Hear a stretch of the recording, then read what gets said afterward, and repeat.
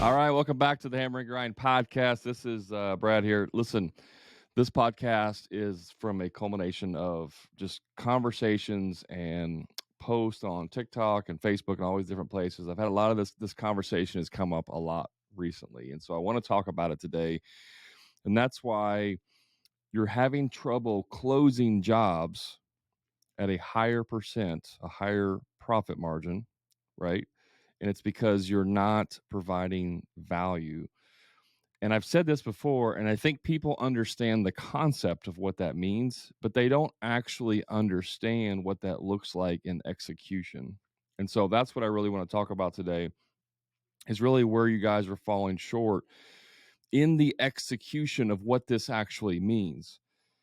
And so I want to start with a story, and this has been proven to be true. I don't know if the exact details are, correct, but this happened many, many, many years ago. Donald Trump was in his limousine, had a flat tire on the interstate in New York. He's on the side of the road, stuck. I don't know if they were waiting on the AAA or whatever to get there, but a good Samaritan pulled over and, asked if they needed help. Now, Donald Trump never introduced himself. He's hiding in the limo, tinted windows. And I'm sure he's talking with the limo driver and probably some other people on Donald Trump's team. Who knows? Anyways, the guy offers to help change the tire, right? They had a spare tire. He helps change the tire, not knowing who was in there. Probably could have made some assumptions about being a limo and the guy is, rich and, thinks he's better than everybody else, whatever. But a good Samaritan stops. He helps change the tire. Donald Trump's on his way. And I think he might have been on the way to the airport. I'm not 100% sure on that part. But Donald Trump found out who this person was. And the next day, he paid off his mortgage. Now, I don't know if that was a $20,000 mortgage, a $200,000 mortgage. I don't know. It doesn't matter. The guy provided value to Donald Trump so that Donald Trump could go on his day and finish doing whatever he needs to do, right? That is what providing value looks like. The guy solved a problem, and as a result, Donald Trump paid off his mortgage. Now, that can be like a far-fetched, story, and some of you are like, yeah, that's great, Brad, but we don't have rich people. We can't always get rich people with limousines. That's you missed the point of the story. The point of the story is the guy solved a problem and then got paid because of it. See, when you're talking to your clients, a lot of you are still stuck in order taking mode. You're stuck in this idea that customer wants X and I can provide X solution and it's going to cost X amount to provide X solution. And then if that works out, then we agree and then everything is great. And that's what order taking looks like.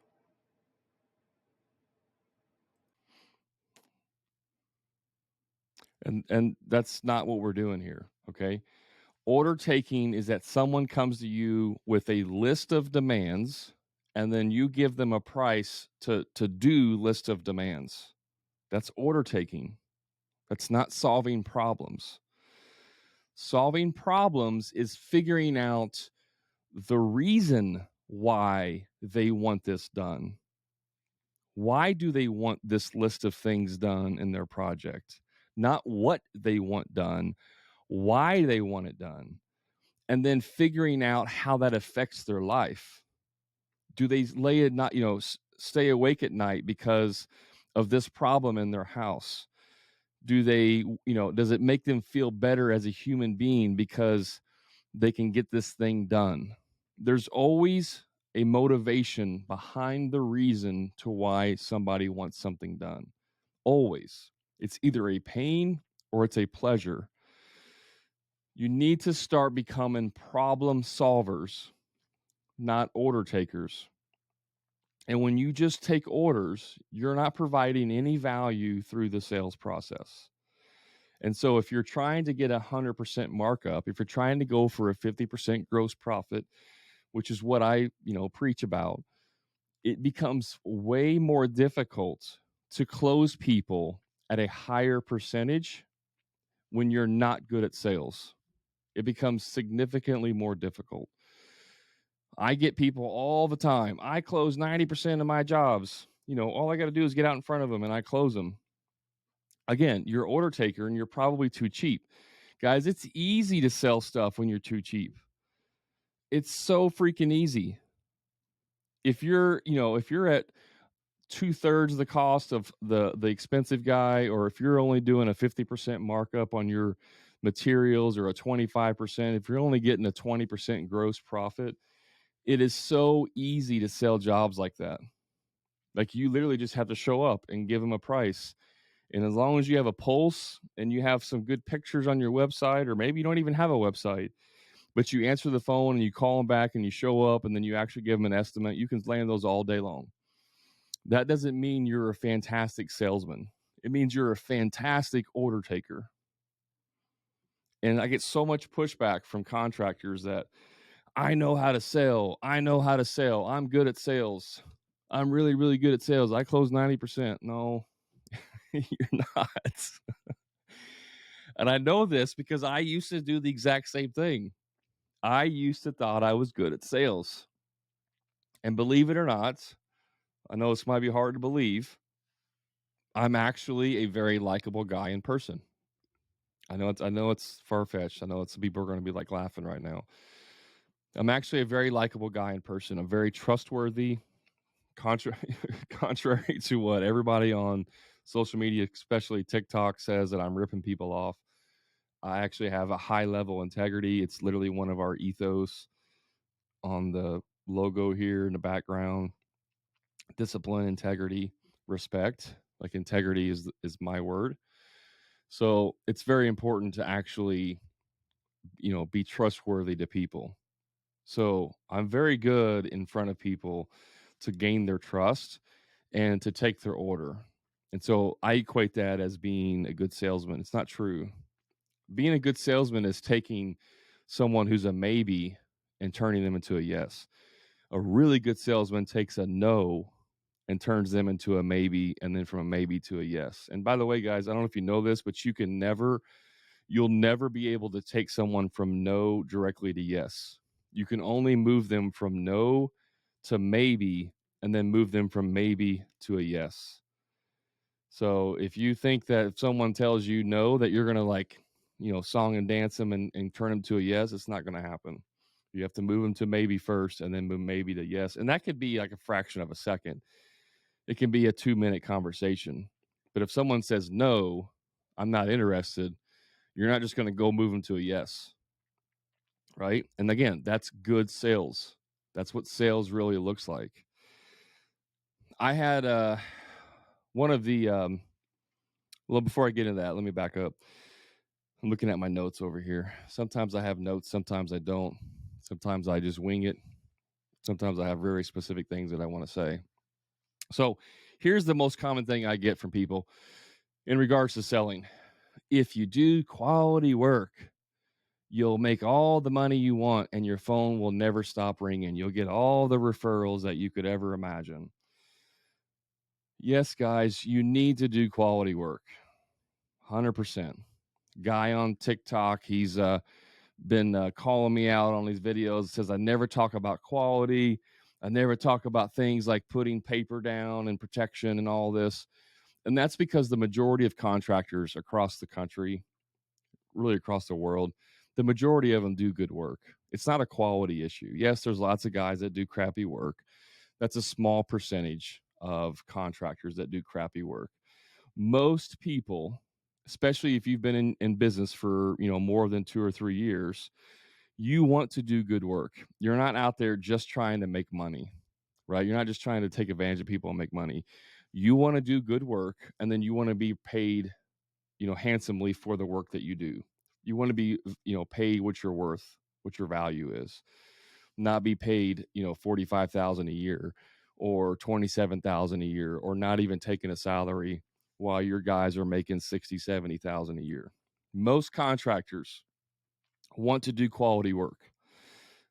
Now, quality work will get your phone to ring. It will get you referrals. That's true.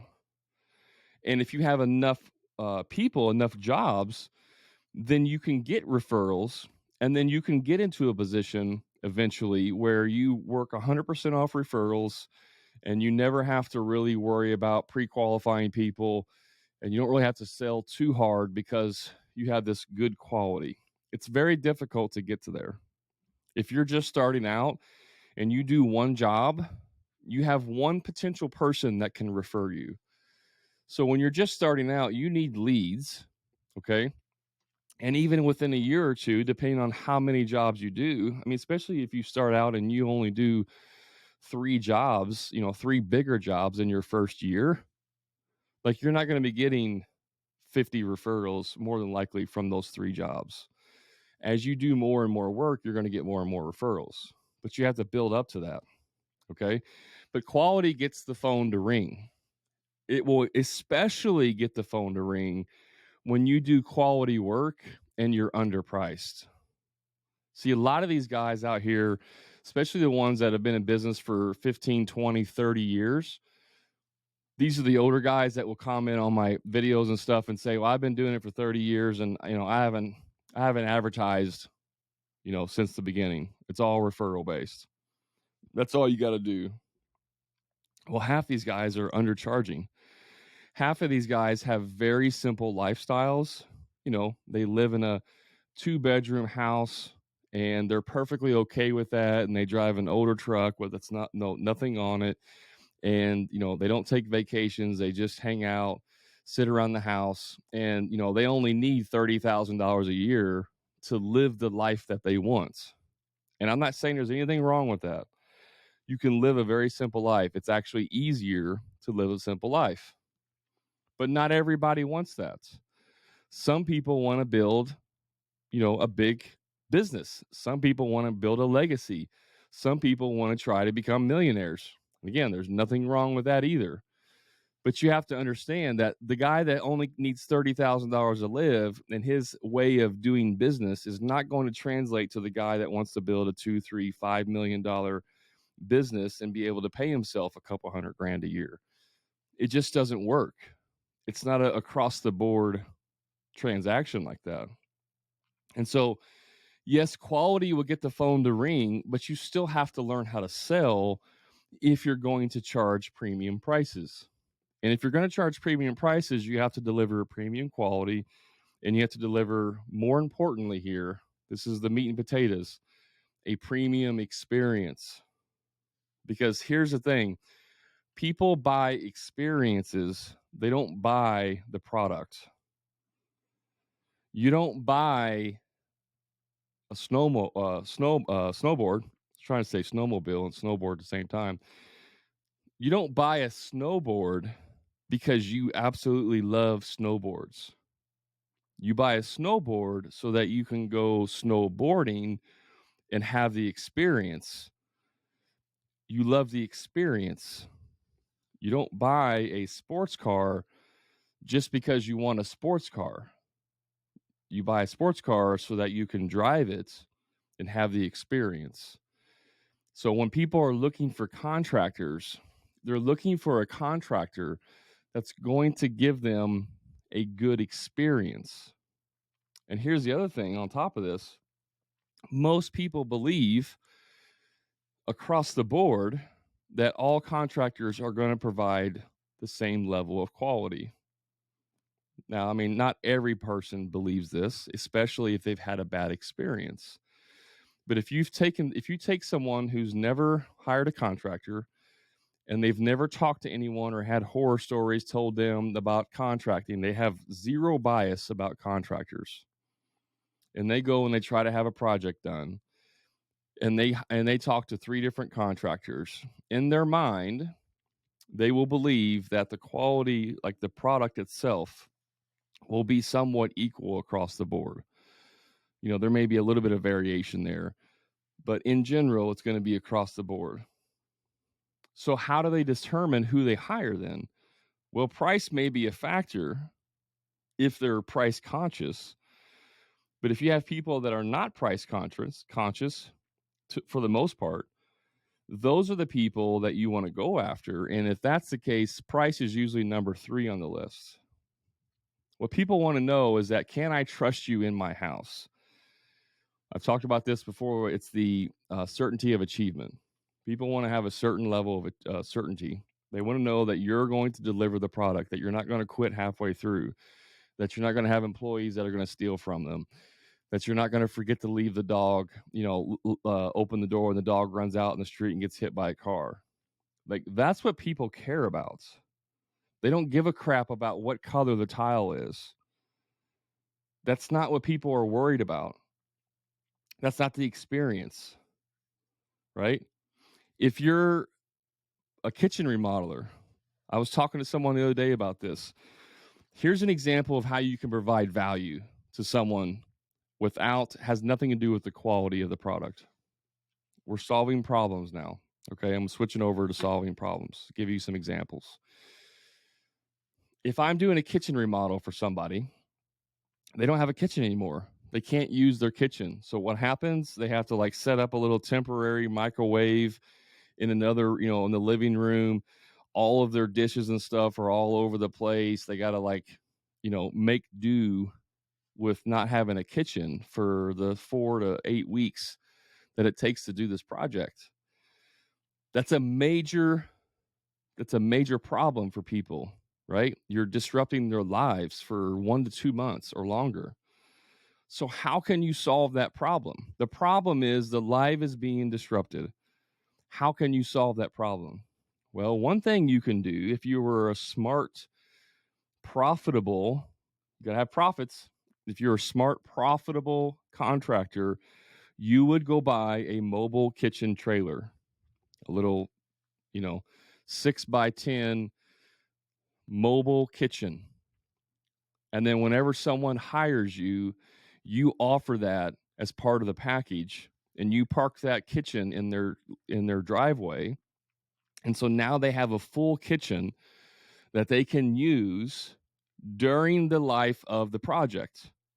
See, that's how you provide real value, because you solved a problem that everyone has to experience.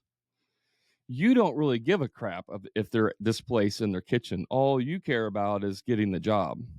But you're not seeing it from the customer's perspective of, how can I make this transition, this process, so much easier and more enjoyable? You could charge $5,000 more on a kitchen remodel just for the use of a kitchen, and people will love it. They will absolutely pay more for that type of experience, because people aren't doing that. You can do the same with the bathroom. There's mobile bathrooms. If you're doing bathroom models and they don't have, they only have one bathroom in their house, you can do the same. Now, I wouldn't say that that's probably as good of a investment, because most people have multiple bathrooms, and people that have only one bathroom are going to be in the lower price point. So that's probably not the best, the best example, but it's still a way of solving the problem, right? You can get creative in your marketplace of how to solve problems that people have. And all you have to do is survey your clients. When you get done with the job, survey them. How was the experience? What could we have done better? What was the most frustrating thing about this whole thing? Well, you guys were great, Brad. Your team was phenomenal. We really loved it.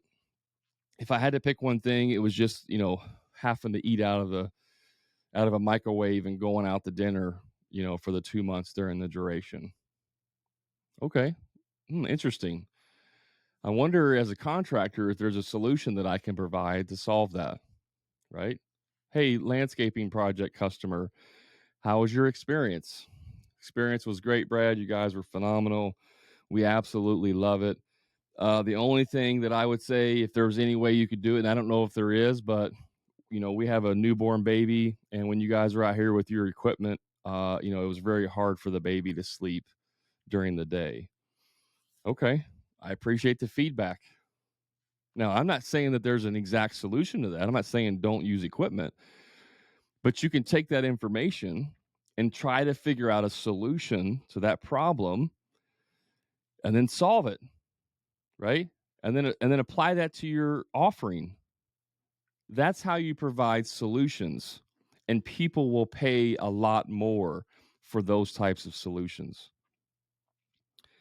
Lastly, I want to talk about is selling in your estimates. Now, somebody on TikTok was talking about, estimating, and I'm not picking on this guy if he happens to listen to this. It's a very common thing. But I said, if you're still selling in your estimates, you're doing it completely wrong.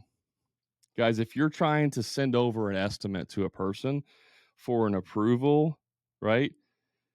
And you don't know if they're going to hire you or not, then you're doing it completely wrong. All of the selling is done before the contract is ever signed. Think about buying a house.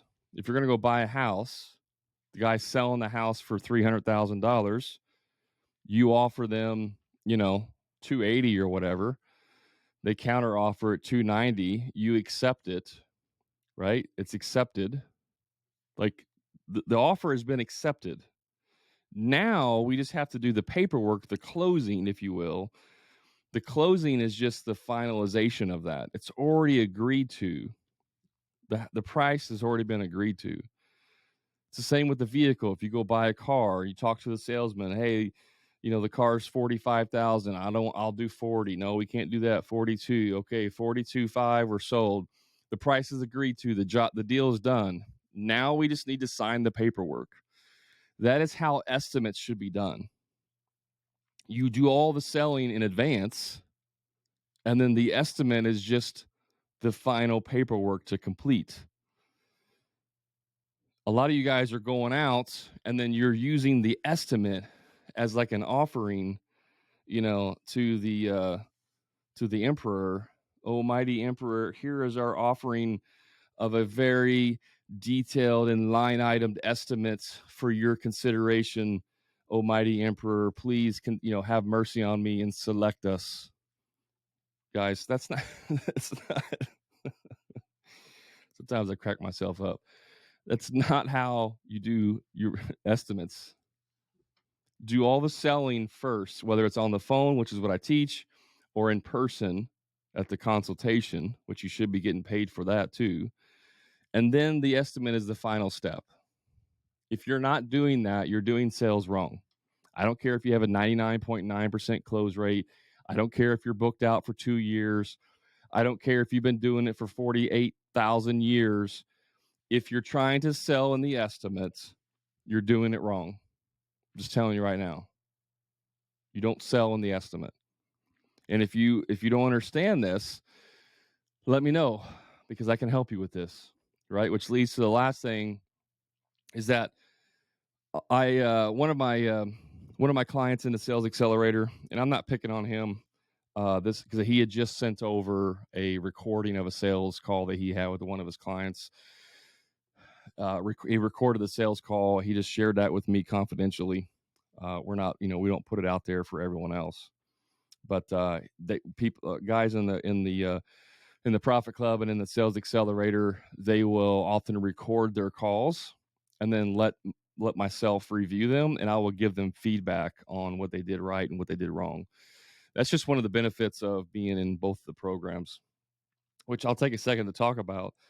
If you're interested in just how to get better at sales, if you got everything else in your business is good, you're making good money, but you're struggling with sales, you want to learn how to save 15 to 20 hours a week, not doing free estimates anymore, no longer selling in estimates, and you want to know before you even go out to their house if you got the job or not, and you're getting paid to go out there. If those sound like something you're interested in, you can join my Sales Accelerator. It's way underpriced right now, like super cheap. It's really too cheap. I'm actually screwing myself, to be honest with you. But I'm trying to get people in there to understand the value of that and to help them. Check out the Sales Accelerator if you just want sales help. If you're looking for entire business help to be profitable and really make life-changing profits in your business, that's what the Profit Club is for. That's my main coaching program. Either one of those two will help you with sales. Both of those programs will help you with sales. So check that out. But I was listening to one of them that he sent me, one of my clients in the Sales Accelerator sent me a call. And on the call, the customer has a shower door. They're doing a bathroom remodel. and they have a glass shower door, custom glass shower door, and he was asking them if they were wanting to try and reuse the shower door. And again, I'm not picking on him for doing this because, it can be done. Like it's possible to reuse a shower door. You and I know that, like, if you've done this before, it's like nearly impossible to make it line up, and it never works out 100%. But is it possible? Yes. And in this call, he's like really trying to say, yeah, I understand. We can definitely use a shower door.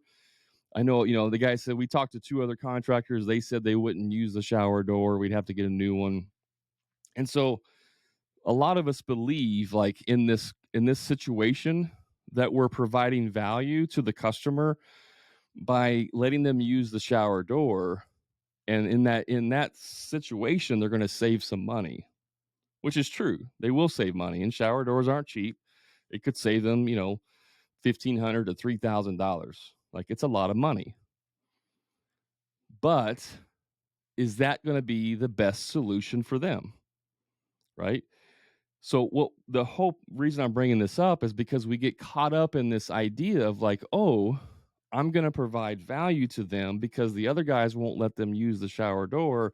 I will use the shower door, and that could save you some money.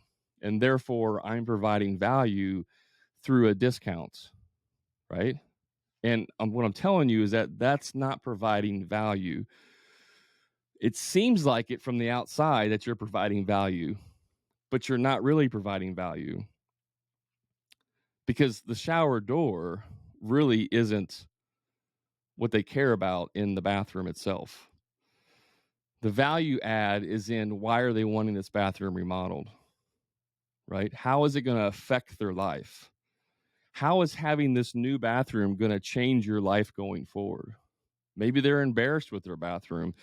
Maybe the wife wants a soaking tub because she just recently got diagnosed with, MS or something, and she needs to be able to soak. Or maybe she has lupus. I don't know. Or maybe the husband recently became handicapped, and now they need to have a shower a transition, so that they have a curbless shower so he can roll in there and use the shower, right? When people have things like that, you're actually changing their life. If they don't have a tub and they need a tub, you're changing their life. If they have a shower they can't use because they're handicapped and you make it usable, you're changing their life. You're changing the quality of their life.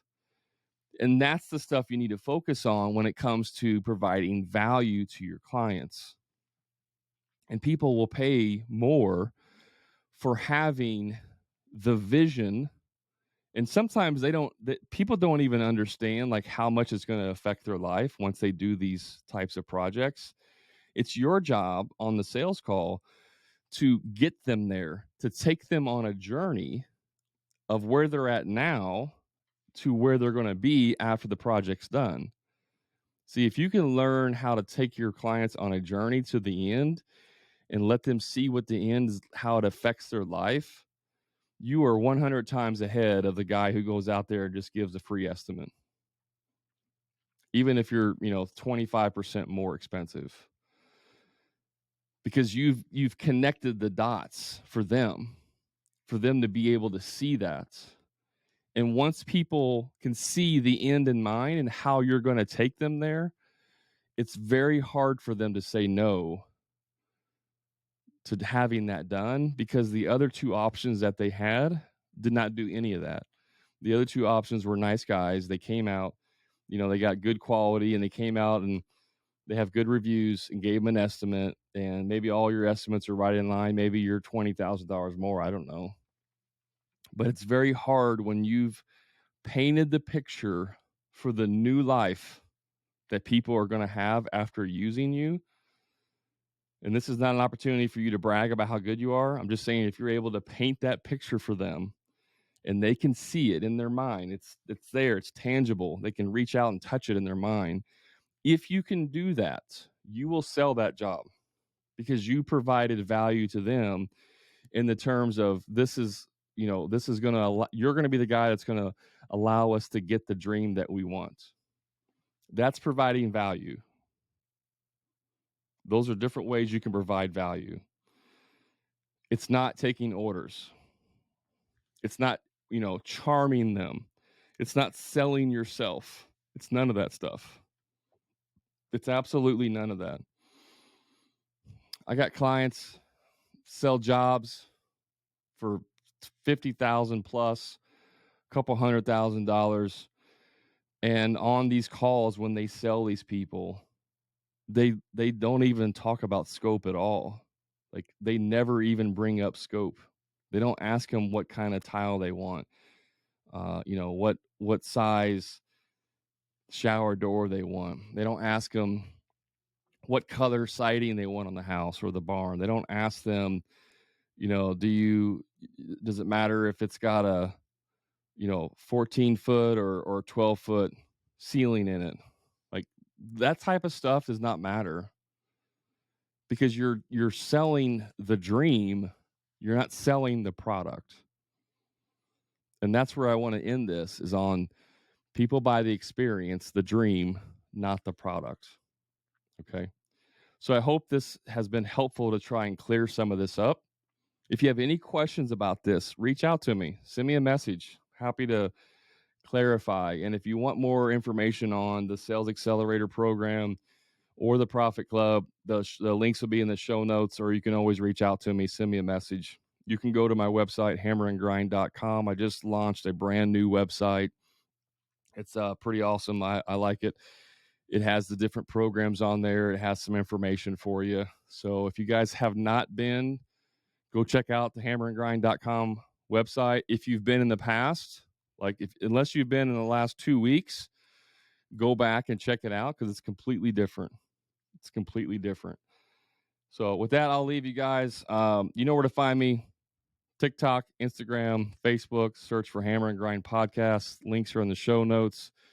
Do me a favor, if this is your first episode, go leave me a review on your favorite podcast platform. It really helps to spread the word for other contractors. And if I could do anything for you, please reach out to me. And guys, remember, as always, until next time, profit is not a dirty word.